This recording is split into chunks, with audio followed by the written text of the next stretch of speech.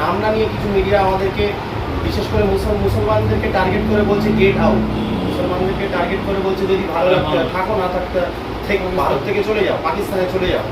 এ বিষয়ে আপনি কি বলবেন? সব থেকে বড় জিনিস হচ্ছে আমি আমার দেশে একটা গদি মিডিয়া আছে, আমি বাস্তব কথা বলছি, আমি খুব ভালোবাসতাম, আমার দলি আমি আসতে দিতাম, আমি নিজেও বাইট দিয়েছি, আমি নামও বলে দিচ্ছি আর বাংলা।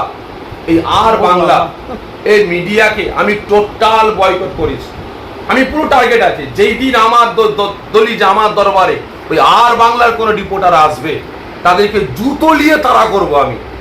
কারণ বিশেষ করে আমার রাজ্যে আমার দেশে দাঙ্গা লাগাবার মূলে হচ্ছে আর বাংলা। আর বাংলা এরা শুধু মুসলমানদের কোথায় ফুসকুড়ি আছে সেটাকে টিপে টিপে টিপে টিপে কচলে কচলে সেটাকে বড় ফুড়া করো, সেটাকে ক্যান্সারে পরিণত করো।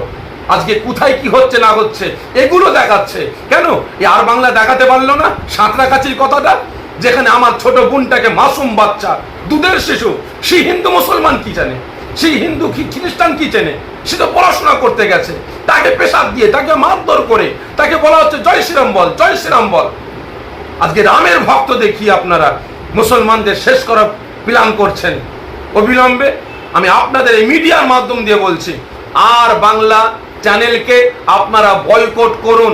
যারা গদি মিডিয়া আছে অবিলম্বে তাদেরকে বয়কট করুন। জানি না, হয়তো আমার এই বক্তব্য সোশ্যাল মিডিয়ায় যখন আউট হবে হয়তো আর বাংলা আমার বিরুদ্ধে এফআইআর করবে। বয়ে গেছে একটা কেন 1 লাখ আপনি থানা থেকে এফআইআর করুন আমার নামে, আমার কোনো যায় আসে না। তবে হ্যাঁ, আমি একটা জিনিসই চাই, আমার দেশে আমার রাজ্যে এই হিন্দু মুসলমানের যে একতা, যে ঐক্য, যে ভ্রাতৃত্ব ভালোবাসা আছে, আমি সাফেরি সিদ্দিকী আমি জান দিয়ে রক্ষা করব।